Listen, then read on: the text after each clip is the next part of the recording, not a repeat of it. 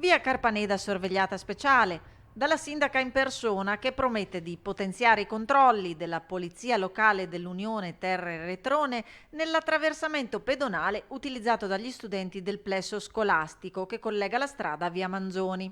Ho chiesto al comandante di essere presente, insieme chiaramente alla sua squadra, almeno quei 10 minuti, quel quarto d'ora prima dell'ingresso a scuola dei nostri ragazzi. Strada trafficata in cui i veicoli spesso non rispettano i limiti di velocità e il codice della strada, in cui ultimamente si sono verificati degli incidenti fortunatamente non gravi e il primo cittadino ha voluto però verificare di persona.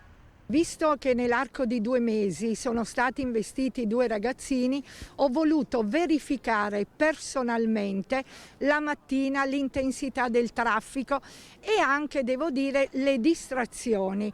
Lo ha fatto per 2 giorni di seguito e promette che ripeterà il blitz a sorpresa in fascia tricolore. Già l'ho fatto per 2 giorni di seguito, ma ora non le dico quando, ma certamente la mia presenza ci sarà.